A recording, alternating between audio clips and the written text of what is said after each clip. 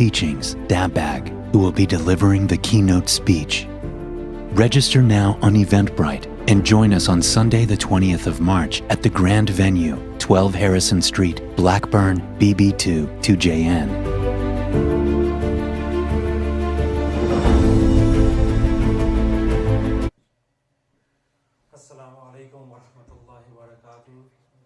Welcome back to the online participants. Firstly, apologies that we've kept you waiting.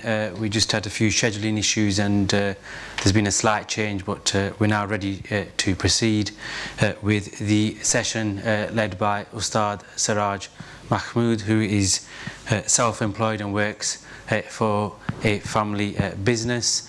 The next session is titled The 50 Stages on the Day of Judgment, and we sometimes might think that we will just turn up at one stage or one station on the Day of Judgment and that's it, but you'll be surprised, there's more than one, as he said, and really that you will get a description of some of the stages now in this session, and which will be no doubt revealing for most of us who may have been unaware that there may be several stations on the Day of Judgment. So without any further delay, hand over to Ustad Siraaj.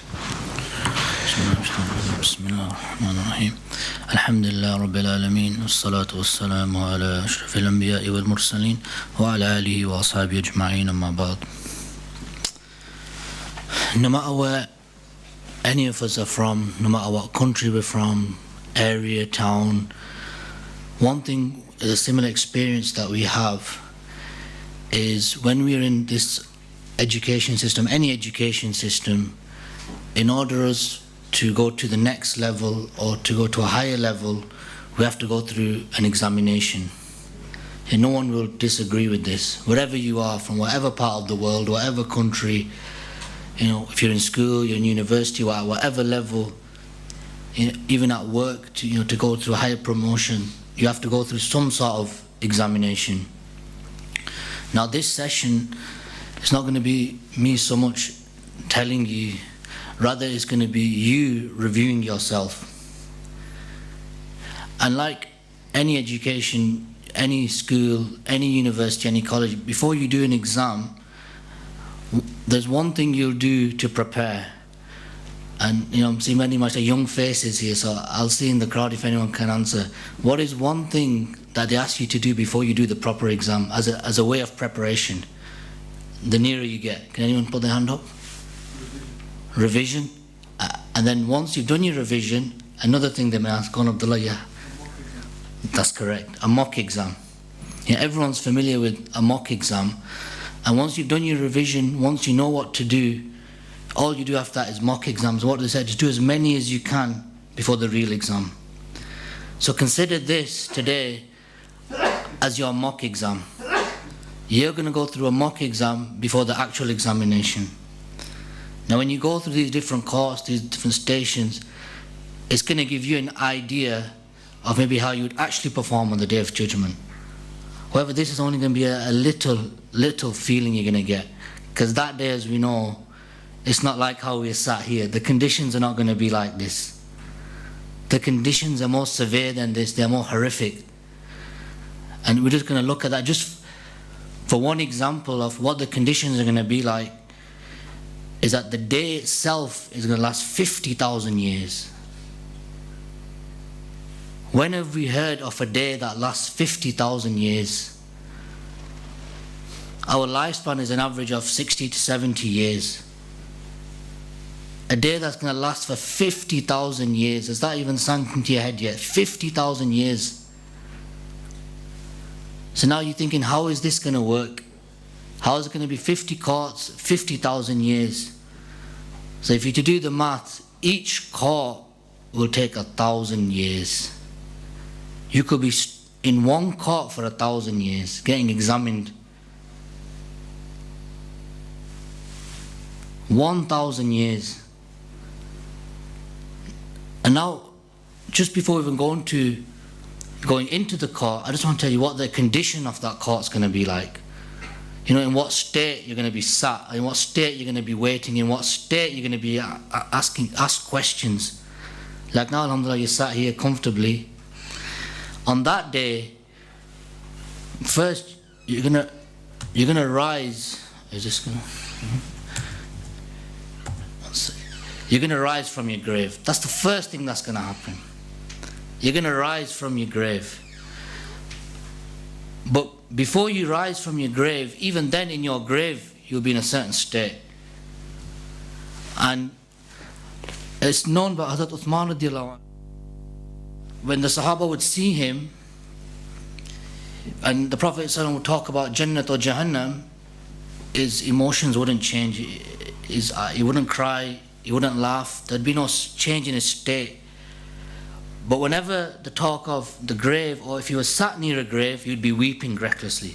He'd be weeping, and the Sahaba couldn't understand what was going through his mind, that why was he weeping? So when they asked him that, why is it when you're sat at the grave, you're weeping, but when we talk about Jannat or Jahannam, then you don't really cry, you don't really have much emotions. And it's mentioned that they would say that because it's at the grave where you know if you've succeeded or not. Because if you had a good death at the time of the grave, then like you can see on one side, it'll be like a preview of Jannat. It'll be like a garden of Jannat. So you'll get like a little trailer of what Jannat will be like. It'll be playing you. So you get this little taster that, for what goodness you've done, that this is what you're heading towards. You get an idea.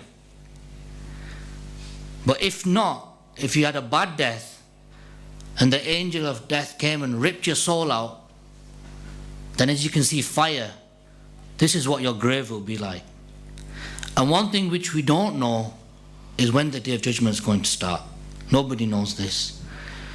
So we don't know how long we're going to be in this state in our grave. We don't know how long, if we've died a bad death, that we're going to be burning for, or how long are we going to be enjoying ourselves in our grave. But the point I'm trying to make is the feelings of the hereafter will start immediately. There is no delay. It's at the point of death. Depending on how the angel of death comes to you, that will determine what the rest of your journey is going to be like, and what your grave, even your grave, is going to be like. So think, number one, you don't even know how long this experience is going to be in the grave. And then after that, you have to wait for the Day of Judgment to start. And then that is 50,000 years. Now imagine from the start you started on the bad foot. Imagine how it's going to feel. So now the first station, you're going to rise from the grave. You're going to be shocked, you're not going to know what's going to happen, you're going to be astonished. That day has finally come. That day has finally come that you've been waiting for. And one of the things that's going to be seen is that the sun is going to be right above your head. Now just to put that in perspective, what that's going to be like is, here in the summer here, when it hits about 20-25 degrees, we can't handle a bit of heat, we start, everyone goes crazy. Everyone goes crazy. Everyone starts dressing crazy, everyone starts speaking crazy, everyone goes wild. That's only 20-25 degrees. Now on this day, the sun is going to be 1 mile over your head. We think it's hot here. You go Pakistan in the summer, it's like 40-45 degrees. You can't come out of the room without the air conditioning. But on this day, there is no air conditioning. Imagine the bijli is gone full time. You have a cut out there for 2 hours, here it's gone. There is no electricity. It's just the raw sun over your head. Imagine, when you put a plate in the microwave and you put it on for about 5-6 minutes, you take it, you touch it, it's very hot. Or you put your hand over a stove, it's very hot. We can only bear, a couple of seconds before it starts burning. It's 1 mile over your head, the sun. Just 40 degrees of the sun at the distance it is, and we know the sun is millions and millions of miles away from us now, but 40 degrees we can't even think about in this country. We don't know what will happen. Imagine 1 mile over your head. And it's mentioned that on that day, that you'd even be drenching in your own sweat. Now depending on your deeds, some people might be sweating up to their ankles, up to their knees. But if not, you'd be drenching in your own sweat. To such a point, some people will be drowning in their sweat. And on this day, someone's going to be fully naked. There's no one's. It's going to be such a scary day. You're not even going to be bothered about what you look like, what state you're in, who's next to you, who's with you. If your mother's there, your father's there, if your child's there, if your friends are there, you're not going to be bothered, because what's in front of you is too damaging and too painful to care about everything else. And not just this, where you think this is unbearable, hellfire will be presented to you.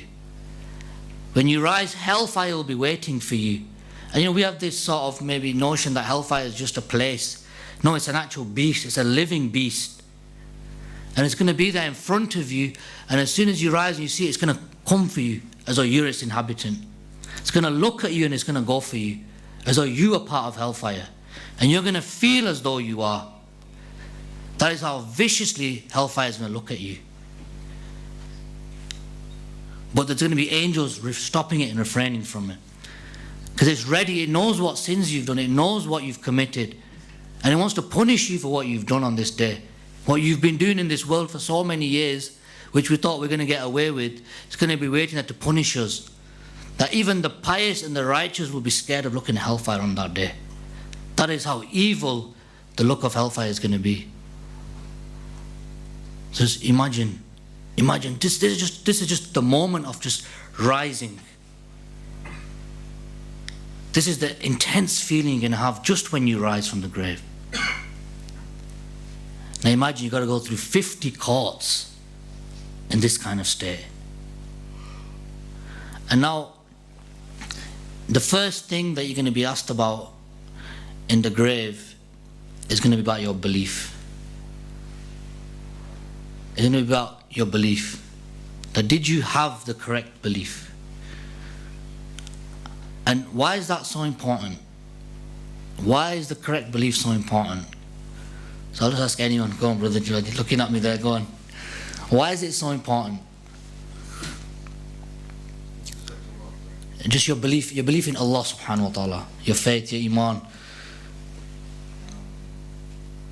gives you the Direction of travel. Anyone on this side will give a chance to this side as well. Go on, brother. Gives you a purpose. But also, without the right belief, whatever deeds you do, it has no value. Now let me give you an example.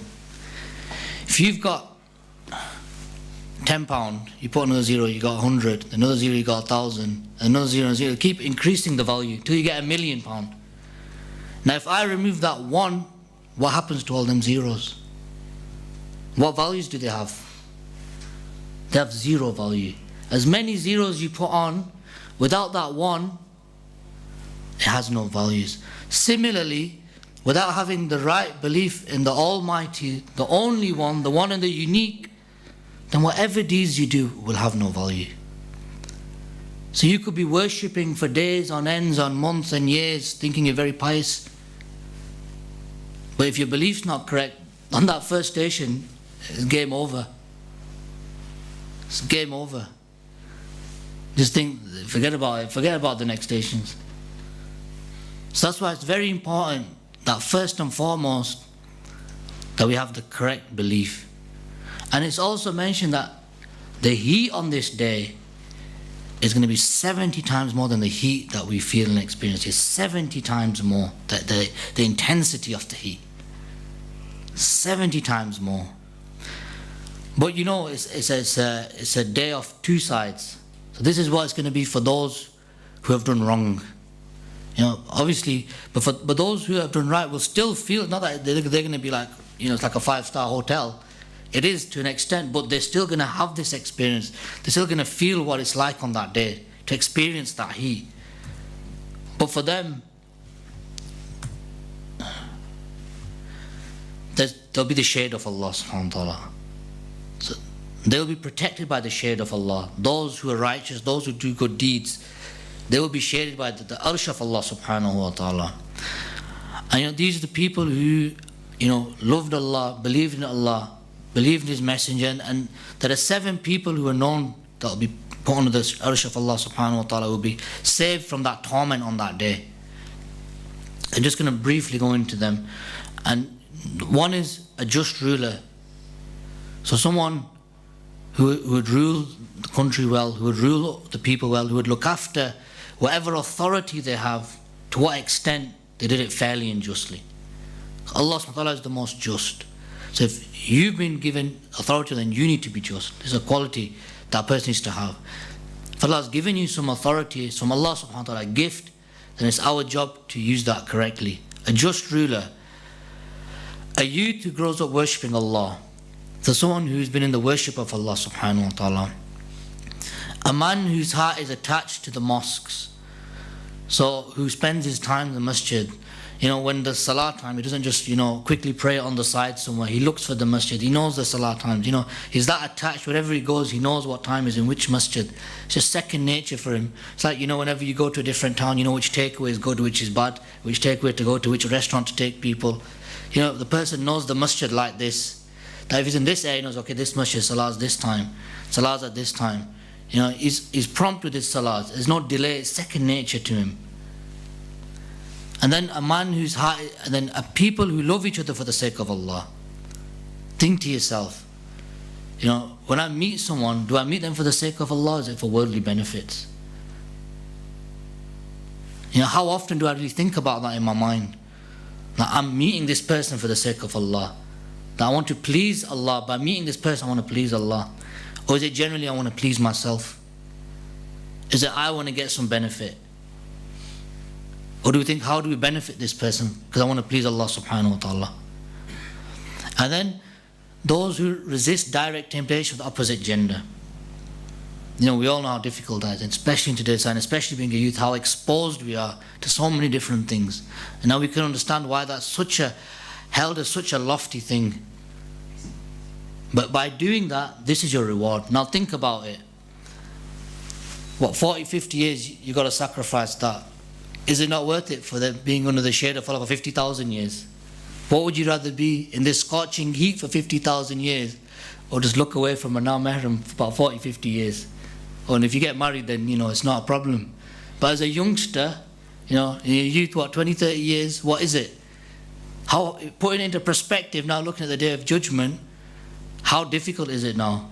Would you rather your eyes be burning for 50,000 years or just burning for a few years here? What do you want? That's something you need to consider. But at the same time, I want you to think, have I been doing this or not? Because remember, keep that thing in perspective, that we're seeing that if I get to this court, will I be under the arsh of Allah or will I be under the blazing sun? So keep that in your mind in each court. So I want you to think, am I going to be under the arsh of Allah subhanahu wa ta'ala, the shade, or am I going to be under the sun? So now in the third station, it will be like light and dark. So it'll be full of darkness first. It'll be full of darkness. Even your hands won't be visible. You won't be able to see all your hands in front of your face. You won't be able to see anything. It'll just be pitch black. And those who be saved on this day and be entered into light, then the nur, they'll be entered into the area of nur, and where there's light on this particular area, is number one, who loved to follow the orders of Allah and His Rasul. Not just did it for the sake of doing it, because my mum told me, my dad told me, I get battered at home, Maulvi Sahib hits me. Not for that reason, because you love to do it, because you want to be with Allah, because you love His Rasul, because He's your model. And when someone says to you, who do you love the most? You don't just say it because you're a Muslim and you're scared someone else. You say it out of passion, you say it out of love. Are we that person when we're out there? How do we show it? And what is the greatest way to show love for someone? Come on, Brother Dareem. What do you think the greatest way to show love for someone? Treat them good. Treat them good. So basically, you say your actions with them. You can say, oh, I love you, I love you, I love you. It doesn't really make a difference. How many people say I love you and they go do something else outside? It's easy to say it with the lips. How many people are deceived by the lips, but they can't be deceived by the actions? You can't deceive someone by your actions. So that's one thing. So when we say we love Allah and it's not that we love the order of Allah, so we love the order of Rasulullah, but not just with our lips, but with our actions as well. We show it. We show it. We don't just say it, but we show it. Those who be patient with the will of Allah. Now, how many times have we been in a bad situation and we think, oh, why is this happening to me? It's always me. Why is it me? Why am I always the one in this trouble? This is the wrong mentality. Rather, if Allah's willed this, then there's good in this. This should be the right mentality. So think, what mentality do I have? What is my... And how you know is that initial response, when the emotions are, not when it's been a few days, people have spoken to you, you've seen someone, you've calmed down. That's not the real you, because you've had some mashwara, you've had time to change your mindset. But how you know what you're really like is at that initial point, is when that incident happens. You know, someone's hit you, someone whacked you across the face, and you've had to instantly, or someone's robbed you, or someone's took your car away from you, you know, some harms happen or deaths happen in the family. Something severe. At that immediate point, how do you react? That's where you know what you're really like. And then the third one, who used to control their tongue, their organs. You know, how wild is our tongue on a normal day? How often do we speak? Do you even know the amount of words? There was some awliya, friends of Allah, that every night they wouldn't just take account of what they would do in the day, they would take account of how many words they said in a day. That is how much fear that of the Day of Judgment. That they would take account how many words, how many letters they said in the day, and they would make sure that not one letter, that not one day went against Allah subhanahu wa ta'ala and His Rasul, and wasn't wasted in worldly talk. Some friends of Allah were in such a state that even the food they would eat wouldn't be solid. They would eat liquid food, so they wouldn't stop doing the zikr of Allah while they were even eating, because they didn't want to be one word out of the way of Allah subhanahu wa ta'ala. So now think, what is my tongue like? What is my tongue like? And on this day, we will find out the reality of our organs. You know, this body, we'll find out the reality of this body. You know, how well do we fashion our bodies? You know, how long do we spend, how much money do we spend at the barbers? You know, buying expensive clothes. How long do we spend in Trafford Centre or Arndale or in London or wherever you go, online shopping? How long do we spend trying to dress this body, clothe this body? We buy the best aftershave, we buy the best shower gels, you know, make sure you have a good clean shave, we look well wherever we go, especially if we're going in the public. But how loyal is this body? How well do you know this body? On that day, you will know how loyal that body is to you. The one you spend thousands and millions of pounds on to look so well. People even go through plastic surgery just to look so well. Thousands and thousands of pounds. But you know what's going to happen on that day? That same body will be asked to testify against you and me.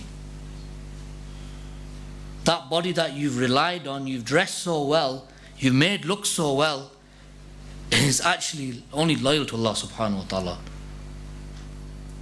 So on that day, you know how you have the choice now to do what you want to do, to use your tongue how you want to use it, to use your hand how you want to use it, to use your feet how you want to use it.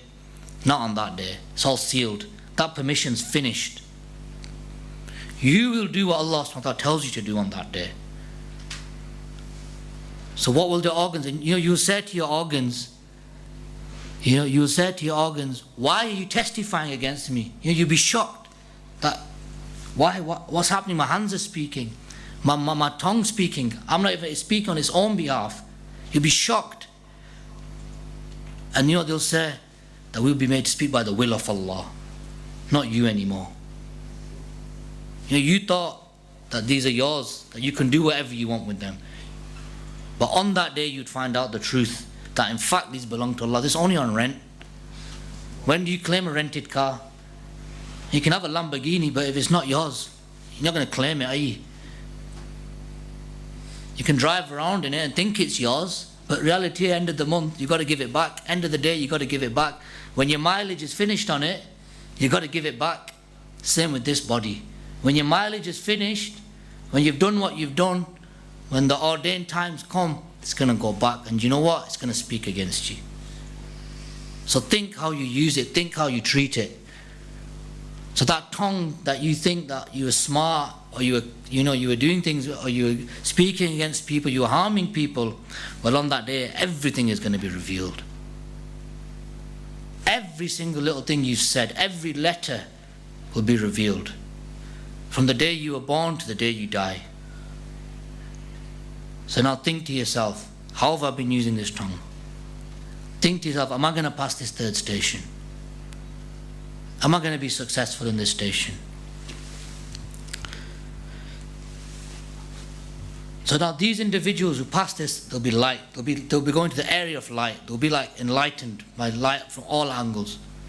And those who not, and each station, like I mentioned, don't forget, can take up to 1,000 years. Depending on how quick you get, depending on how well you perform, you could be there waiting for 1,000 years. Now after this will come 10 big stations. So these are very, very severe stations. These are just, you could say, warm-up stations just to get you going. The process has not even really started yet. You're just getting warmed up. So now the real tests and punishments and the real stations are going to come in. You can think this like going into the airport. You've just arrived, you've got a destination, but before you reach that final destination, you've got to go through different screenings. You've got to go through different checks. And this is what it's like. These courts are taking you through different checks. So now the first station you'll be asked about is Halal and Haram. On that day, Halal and Haram. Did you commit halal or haram? And if you're committing haram, why were you committing them? Think to yourself, what are you going to say? When you get asked this, we all commit something. When you're sat there, or we're not sat there, in that state, they're asked about this, how are you going to answer? How are we going to answer? With what face are we going to answer with? How are we going to face our Lord? What are you going to say to Allah subhanahu wa ta'ala? Because nothing's going to be hidden.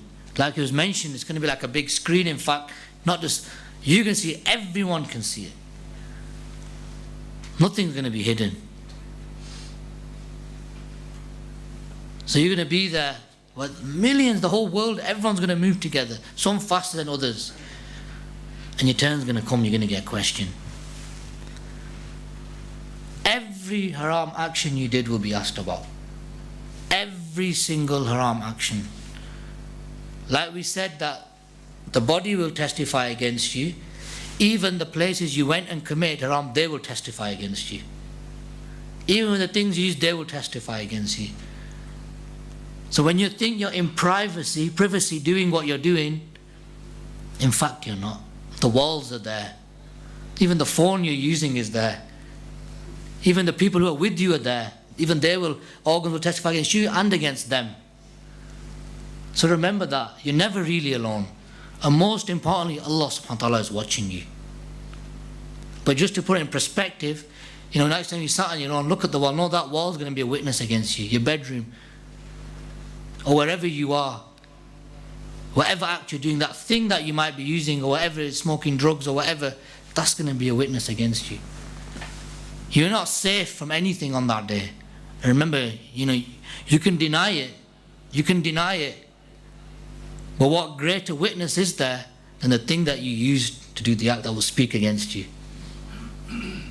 How are you going to deny the witness on that day? So every single haram act that you did will be addressed. No stone will be unturned on that day. Even the smallest ant on the darkest night that you might have harmed will be known on that day. Even the slightest thing, as small as an ant, will be known on that day. And then more specifically, then you'll be asked about your evil desires. Now moving on. The fornicator, a person who commits zina, these types of actions, specific desires that every person has, very common desires, just more specifically. And what do we know about these people, even in this worldly life? That a person who commits zina, steals or drinks alcohol, at the time he's doing it, it's as though he's not a believer at that time. His iman, his faith, his soul is taken at that particular time. And then when he stopped doing it, then it'll come back. Thus, while you're doing that. That's how much of a disgusting act is on this day.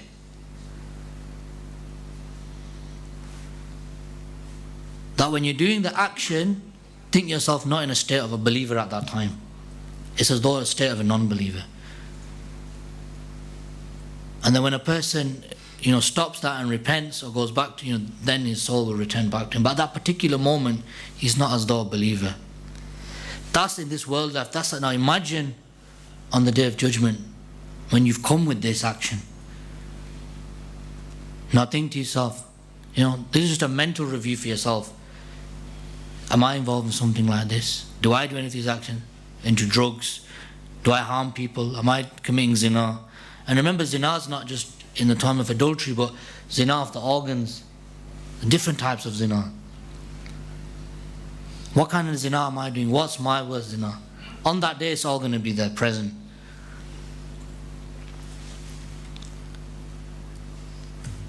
And then the other stage, the rights of your parents. How often do we think about our parents, the way we conduct ourselves with them, the way we are with them? How much for granted take, how casual we are with them? Have we ever thought about it? Do we really respect them the way Allah and His Rasul has told us to respect them? Do we really treat our parents, our mother, as though Jannat is under her feet? Do we really treat them like that? Or is it just lip service? That, it's said that, the nearest meaning that a person who's disrespectful to his parents, that every punishment is delayed for a person. Every punishment is delayed till the Day of Judgment, except for that individual who harms his parents and is disrespectful. It starts immediately. That is how much of a severe action it is.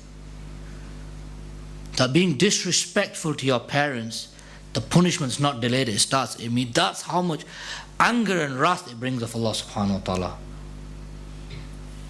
Now think to ourselves, how well do we deal with our parents? How well do we look after our parents? How good are we to them? Or do we take everything for granted? What is our reality?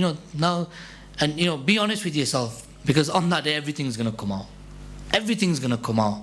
So the more honest you are now, the more reality will give you of how you're going to be on that day.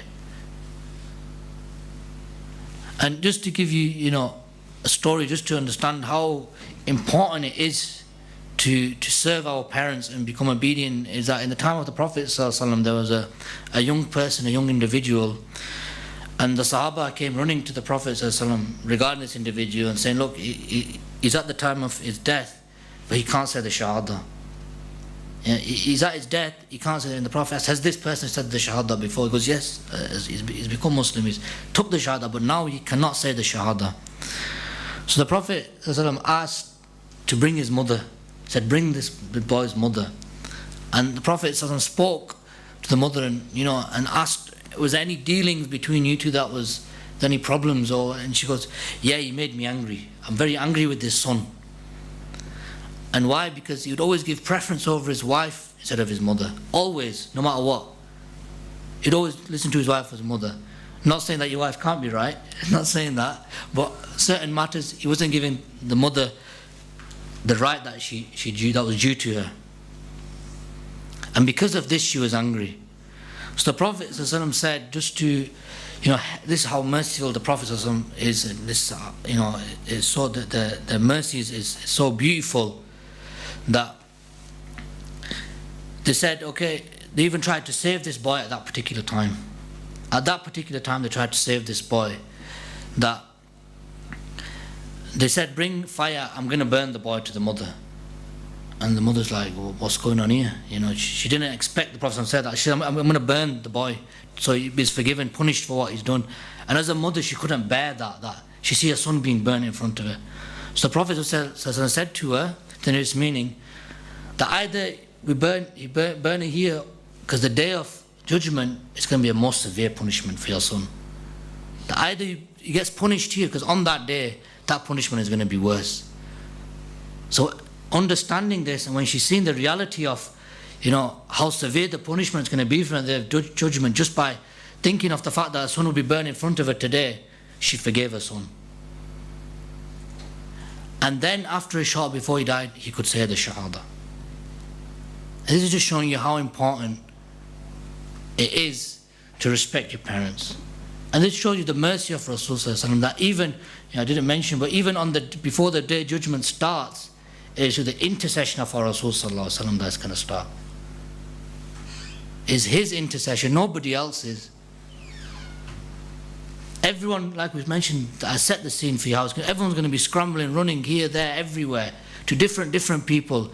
They'll be going to different prophets, and even the prophets, other prophets saying, I can't save you on this day, I can't help you on this day. Even they will be so fearful of what's coming on that day. And they're the prophets of Allah. And it's only Rasulullah with their intercession will that day start. And look at that, and the love that they have for the Ummah.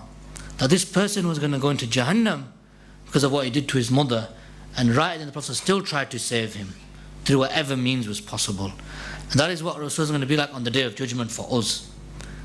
Is that with his intercession, and even throughout that whole day, the Prophet will be trying to get us forgiven, trying with all their might and strength. They'll be trying a lot to seek our forgiveness, even though they will be successful themselves, but that won't bother them. What will bother them is that their ummati enters with them.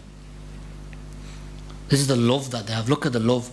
That even on that day, even such a difficult day, where even other prophets are not even going to be able to help us on that day, Rasul Sallallahu Alaihi Wasallam is going to be asking for our intercession. Keep on asking.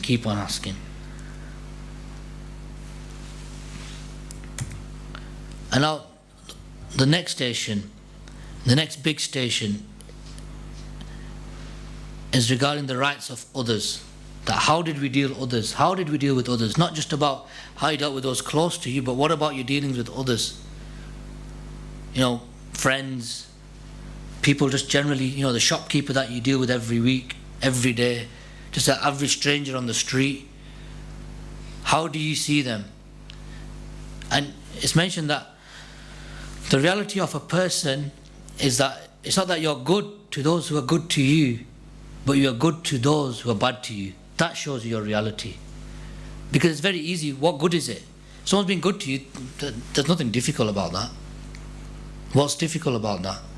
But those who cut ties, those who curse you, swear you, try to fraud you, defraud you, try to be evil to you, how do you deal with them? This is the reality. Because when you're being good to someone, it is for that person, but it's for the sake of Allah. Because you're going to be held accountable for it. Now think to yourself, how much do I think about that when I'm dealing with the local shopkeeper, or when I'm just out and about, I'm just on the street, or I'm just in town, or I'm at work with colleagues. How do I deal, or if I'm in business, how do I deal with my customers? How do I view them? Do I just see them as money machines, or are they actually human beings? Do I treat them as human beings? Or do I just be adding up how much profit I'm going to make of this person? Think to yourself, if you were to get to this station, what is my dealings like? And then there's the fifth station on the big station, the rights of the Quran. Now immediately think to yourself, where is your Quran? How close is your Quran to you? Where is our Quran? Where do we keep our Quran? And immediately that tells us instantly what our relationship with the Quran is. Where is it at home? Is it next to our bed? Is it close to our bed? Is it where all our jewelry is kept, where all important goods are kept? Is it the area that we check where our money is? Is it there where we go and check every day, the stash under the mattress or whatever it is? Is it near that area?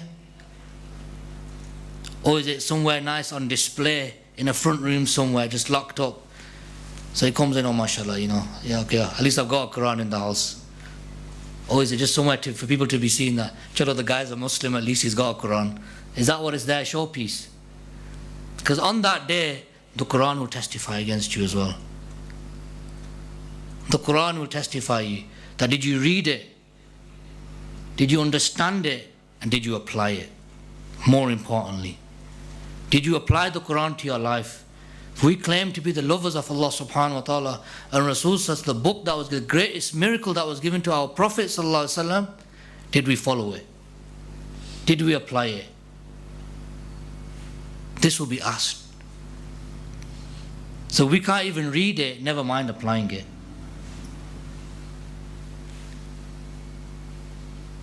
This will be asked on the Day of Judgment. And you know, Ramadan is coming. This is the time to prepare for that. The month of the Quran. So now think to yourself, how often do I read the Quran? What relationship do I have with the Quran?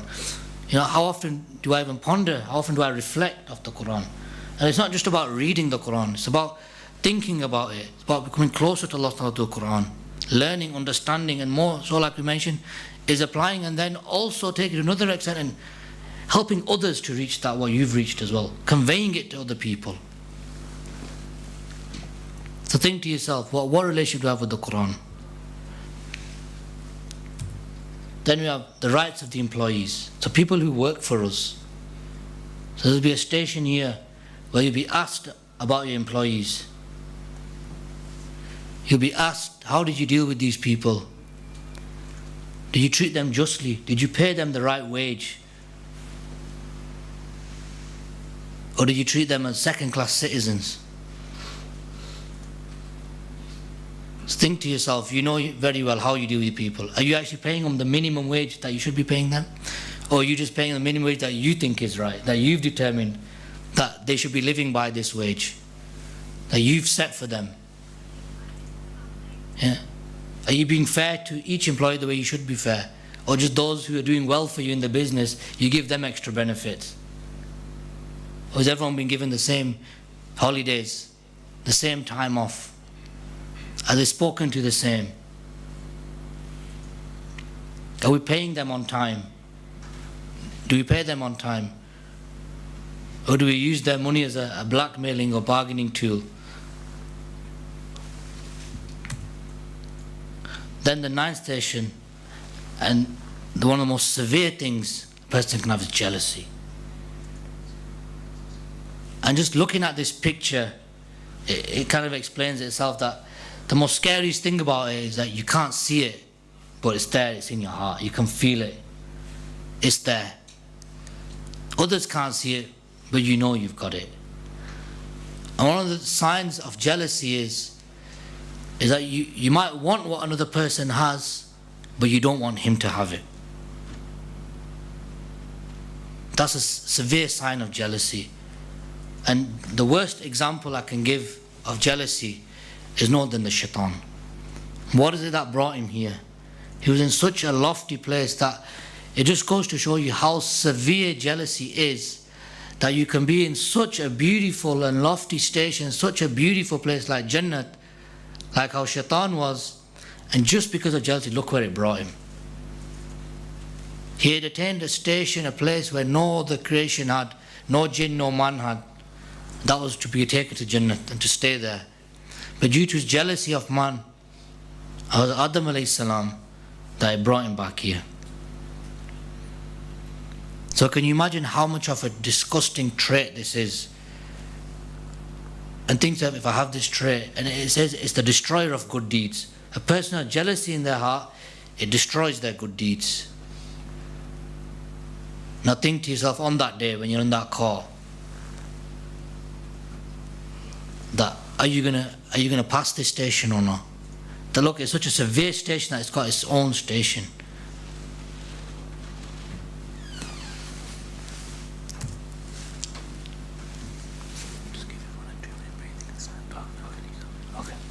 Okay, just before we go further on, just going to have everyone just ask a little break, just to stand up. Just have a 2-minute break to stand up, and then you can, shall I sit down? Just a little 2-minute break, because I know we're all nodding off, and then we're going to continue. Let's have a little stretch.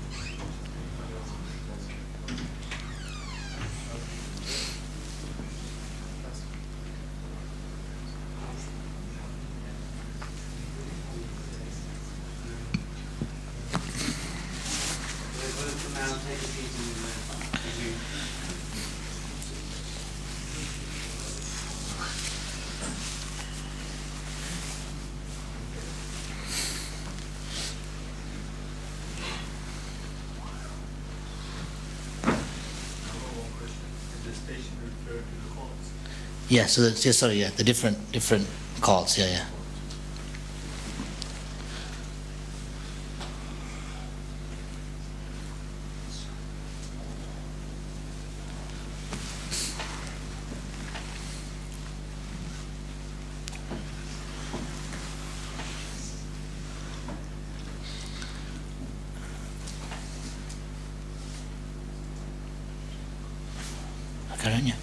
Okay, so continuing. So now we're going to go to the, like Brother Arun Mashla asked that, do the stations refer to the courts? So yeah, they've been put as stations. You can say these are each different courts that a person will go through. So now the next station is the station of fraud. Now this can happen in many forms. Now think to yourself, am I frauding people? And that can mean anywhere. You know, am I lying about something with them? Am I telling them something that's not true just to get some advantage of them? That's literally what it is. You know, you're misleading them for your own advantage. Now that can be with money, that can be with materialistic things, it can be with anything. You know, generally we just think it's with cash. You know, you do fraud, you do the government benefit fraud, but there's all sorts of fraud. You can even fraud a friend just by not giving the correct information, deceiving him just to get one over him. This is a type of fraud. And the scariest thing about this, Muslim or non-Muslim, that a person who does fraud, it'll be the Prophet ﷺ who puts a case in against you on the Day of Judgment. Imagine that the one who you're depending on for your intercession, the one who's going to help you through the Day of Judgment, the fact that you frauded someone and you harmed someone through your fraud, that is the Rasul sallallahu alaihi wasallam, the one who's going to put the case against you. So imagine that. Imagine the only hope you have on the Day of Judgment is the one putting the case in against you. Your representative. Your only representative. Now imagine if Rasul sallallahu alaihi wasallam is putting a case against you on that day, what hope do you have of passing that day? And remember, the gates of Jannah will not even open without the permission of Rasul sallallahu alaihi wasallam.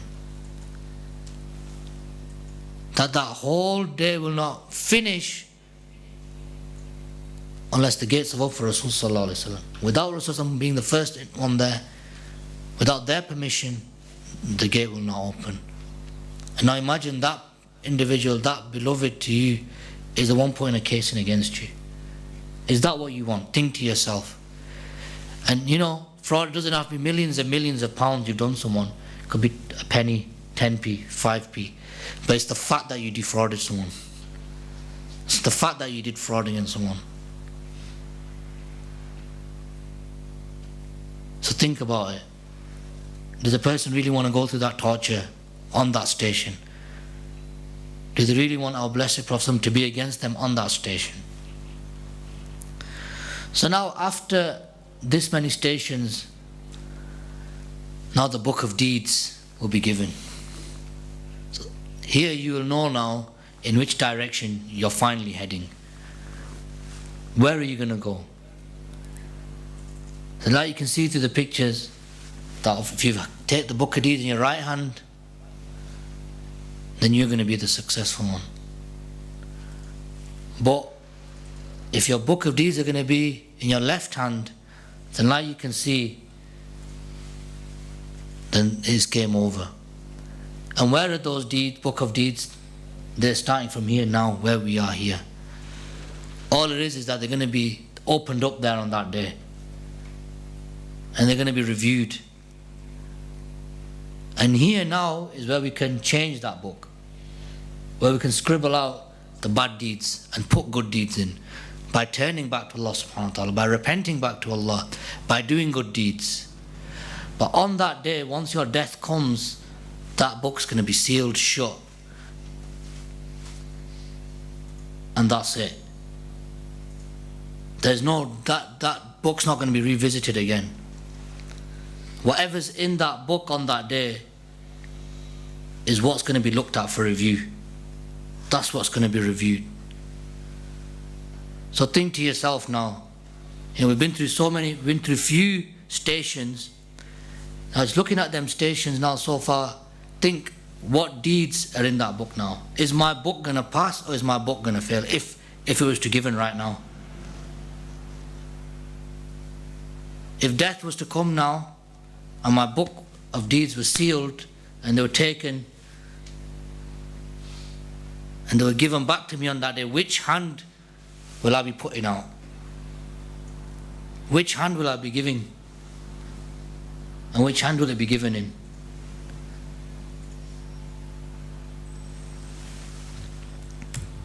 And then moving on, so there'll be more stations even after this. Even though the deeds will be given, there'll still be stations a person has to go through. And then the station of zakat, the purifier of wealth. Did we pay our right dues? Because remember, this money you're giving, even this is not yours. Even this is a trust from Allah subhanahu wa ta'ala. You're the owner of it, but only for a limited amount of time. This is a test as well. That Allah Ta'ala given you this extra wealth or this little bit of wealth. Okay, what are you going to do with it? How are you going to spend it? And yet Allah Ta'ala is so merciful that they only ask for a small percentage for you to give in the way of Allah. That's fard. If you give more, that's up to you. Allah has made it that easy for us. The Prophet has made it that easy for us that it should be impossible for us to fail this station. But it's going to be asked. That the money we have, that are we giving it back? And in reality, it might seem that the money's been taken from us. But what we don't realize is by that wealth going to Allah, it's actually increasing our wealth. Because who are you doing a transaction with? It's Allah subhanahu wa ta'ala, not with people. So who is the best person to transact with, people or with Allah? Who is the best to do transaction with? So you don't think Allah is going to reward His servant for that transaction? In fact, if you ask those people who give their money abundantly in the way of Allah, it's half time because of that they've got richer. And if you don't get richer in this life, then you'll definitely be getting richer in the afterlife, in the hereafter. So think to yourself, where do you want the cash? What has more value? Is my cash going to have more value in this pocket here or in that pocket there? When it comes onto the scales, which we're going to get onto, where is it more valuable? In the scales here and in our bank, but you don't even know if it's your cash, it's just a number you get told now. Half our payments are on card, we don't really own anything, to be fair. Is it the bank balance that's more important? Or is it the bank balance on the day of judgment that's more important? Which bank balance are we going to work for? But think to yourself, which bank balance have you been working for? Which one have we been serving? Which bank have we been, which bank do we often visit more? Our local NatWest, or do we think about the one in the hereafter? Which bank is more on our mind? That will tell us in reality is where our care and our thought and our search is. Is that, do we really care about the scales on that day, or is it just the scales here? And then 15 is speaking the truth. When the time comes and we need to speak, do we speak the truth? At that difficult moment, it's not when it's easy again, at that difficult moment where we might have to speak against someone, or we might have to be honest, or even something as little as salah time at work. Have we got it in us to say, look, I need to go for my salah? Or are we scared, what are the repercussions? Oh, what's my employer? Am I going to have a job tomorrow? Can we speak that truth? When people are speaking wrongly in front of you about someone gossiping, can you stop and say, look, this is wrong? At that time, can we speak that? Can we stop that? Can we stop this action? When someone's screaming and shouting at someone, can we speak the truth that this is wrong? When another person, can we speak the truth? We'll be asked about this. Or in reality, can we speak the truth to people and conveying the message of Islam? That's the next station, that dawah and tabligh. That what we know, what gift Allah Ta'ala has given us, this iman, being a follower of Rasul, being an ummati of Rasul Sallallahu Alaihi Wasallam, the one who's going to save us on the day of judgment, through his intercession, the day of judgment is going to start. The one who went through such great difficulty so we can attain this message, are we going to take this message forward? Or are we just going to keep it to ourselves and think by ourselves just listening and ourselves just practicing on it, that even if it doesn't work this way, we're also going to be asked about, are we conveying this message? Are we conveying those who are near us, our family members, our friends, whoever comes across us, to our own level, to whatever little level we do, to whatever people access of people we have, community or whoever it is, are we benefiting them? Or are we harming people? This is something we're going to be asked about. And now review that. How often do we think about others, or do we just think about, okay, I want to save myself? But what we don't realize is, by benefiting others, you're also saving yourself. And it could be through helping someone that your iman might increase. That you might be having a difficulty with something, but by helping someone else come out of that difficulty, Allah will help you come out of that difficulty. Have you ever thought about that? Because it's the creation. Allah loves His creation. So by helping the creation of Allah, do you not think Allah Ta'ala is going to help us? And that's one way to get out of a difficult situation. That if you're in a certain difficulty, seek someone else and help them, if to whatever extent you can, and you'll see Allah Ta'ala's help will come to you as well. But ask yourself, am I really conveying the way I should? Am I doing my utmost best? You know, we're not saying become an alim, but whatever little bit you know, little bit of deen you know, are you conveying that? Are you helping others? Are you bringing them to, are you, that peace and surrender that you've got in your heart, are you giving them that? Are you showing them how they can attain this as well?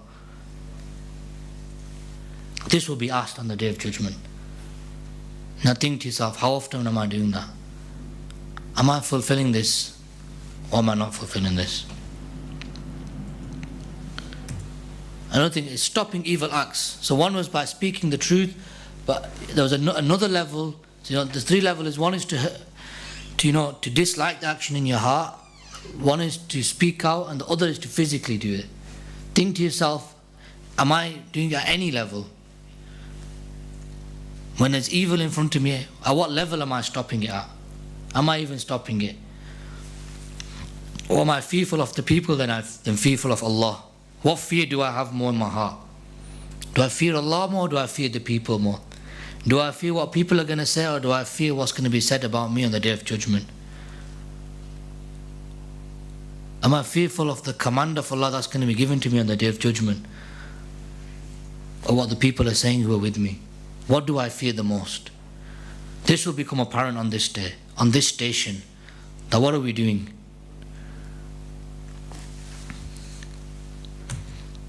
And then good character. Now you see a lot of these stations that we've been through, there is about worship, but majority is about your dealings with people. If you've noticed how you deal with people. Unfortunately, we've limited Islam to just praying, zakah, hajj, our own personal ibadah. But if we look on the Day of Judgment, majority of it is what we do with others and how we deal with others. Like our character in general. How are we dealing, and just in general, our character with people? What is it like in general? Overall, we're going to be asked about that. Is it that we pray our salah, we go to pray Jama'at, and then after Jama'at we come out and we start gossiping? That we're worshipping Allah on one hand, but as soon as we get out, we say, no, did you see X, Y, and Z? You did this the other day. Is that good character? Is that the kind of character we have? Or we make out, the worst thing, we make out we're helping someone, but in reality it's for something we want. Just for our own purpose, we come across very nice to someone. Is that real character? Or if someone pious has come in front of us, we react all pious. Is that the real us? The good character I'm asking about is when you're with those people who you find it the most difficult with, what's your character like? You know, who you think you have authority over, or who you think, you know, you can deal with them however you want, where there's no barrier between you and that person. What is your character like? That will tell you if you've got good character or not. But this will be asked. And this will be looked at in your deeds. This will be reviewed. And then the 9, love and empty for the sake of Allah or worldly desires. What was our intentions between everything we did with people? What was our intentions? What intention did we do with that individual? What intention did we do that act? Was it for the sake of Allah, or was it for worldly desires? Was it for fame, name, status, or was it just to please Allah? Just so that we could have that closeness to Allah on the Day of Judgment. What was it for? Everyone knows deeply what it was for, what they really did, why they did what they did. Review. You know, whatever dealings you just had recently before you got here, what was it for? Who was it for? Think about it. What were you trying to get out of that dealing? What were you trying to get out speaking to that person the way you did, in the manner you spoke to him? Was it the pleasure of Allah?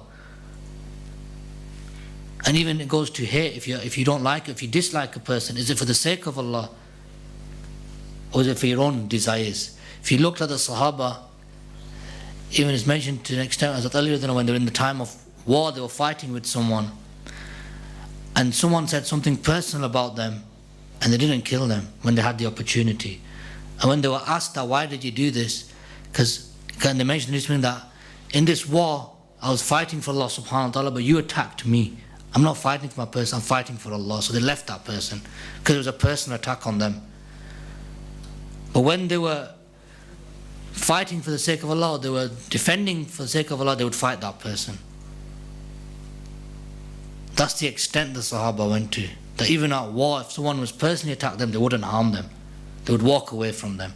Only for the sake of Allah would they fight a person, if they disrespected His Rasul. But think of ourselves. Do we just hate people over little things, petty matters? Someone says a little thing to us, how do we react? This will be asked about on the day. Think to yourself, that what am I like? And how am I going to be reviewed on this? Am I going to pass this station or not?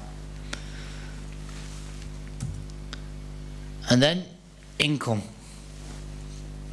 They're thinking, oh, where's that one? They're probably thinking, oh, I'm going to slip there till I do everything, but you know, I've got a bit of dodgy cash under the mattress, I might be alright. Untaxed cash, I might be alright. Even that's going to be asked for. Even the untaxed cash is going to be asked for. Even a penny that you earned haram will not be forgotten, be written. Even a penny that's haram in your bank account is going to be asked about on that day. How did you earn that money? Yeah, is it haram or is it halal?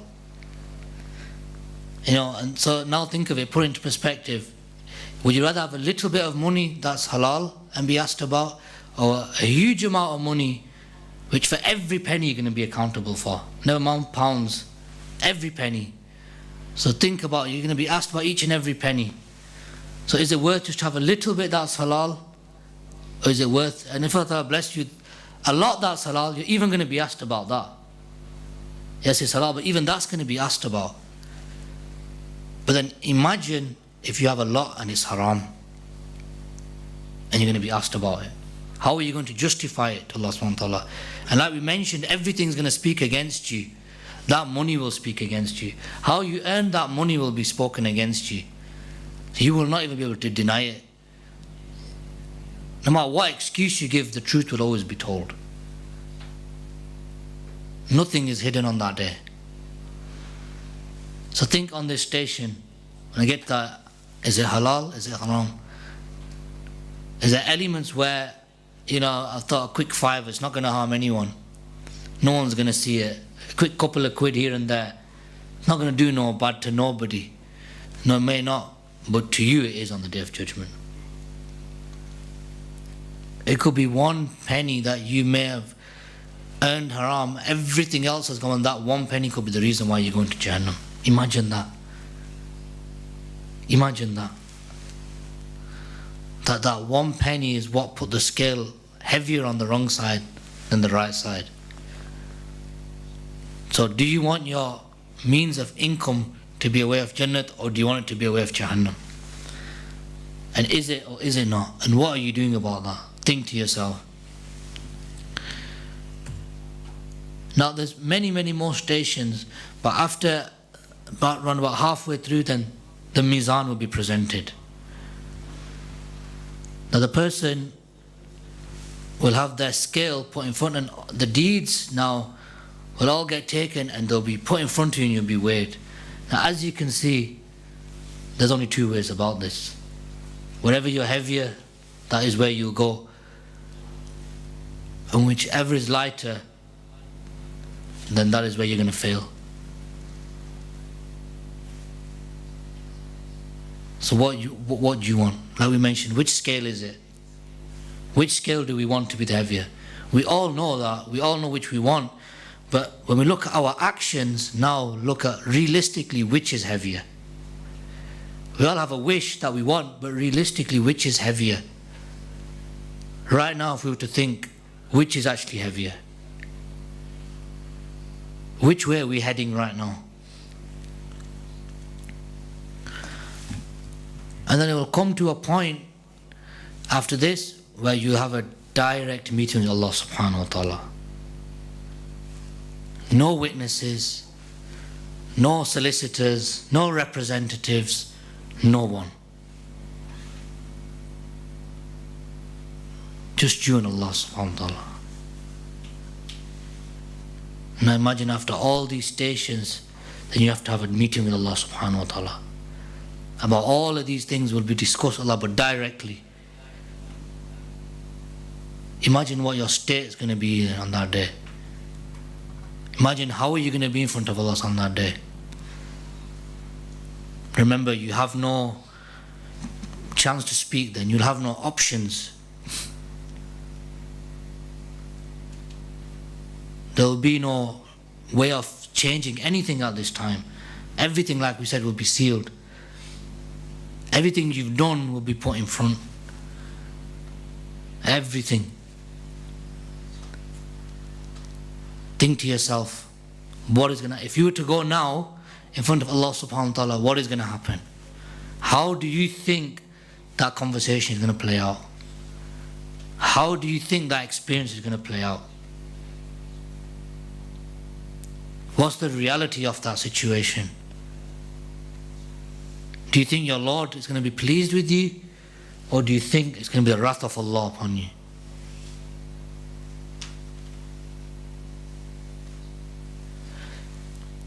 Now there's many more stages. We've only gone through about 25, 24 here. But there's still up to 50 stations till a person gets. Now the whole purpose of this is to show you how difficult and how intense and how thorough this examination is going to be. Now ask yourself, are you taking yourself to account the way you're going to be accounted for on the Day of Judgment? Are you doing your books the way it's going to be done on the Day of Judgment? Are we looking at our little actions like these and the little things and all the aspects of life, the way it's going to be looked at, are we looking at it here now, right now? And now if you to do a mental tally, think to yourself, how many courts would I have passed so far? And how many would I have failed? Would I have failed more? Or would I have passed more? So this should tell you now really what you need to work on and how much work you need to do. So inshallah here I'll end. Subhanakallahumma wa bihamdika la ilaha illa anta astaghfiruka wa atubu ilaik. Jazakallah khair to Ustad. Siraaj for what really is a vivid and stark reminder of the Day of Judgment. That concludes the session now. For the online participants, the next session is at 1:30 p.m. so we shall see you back at 1:30 p.m. perhaps inshallah. Assalamu alaikum wa rahmatullahi wa barakatuh.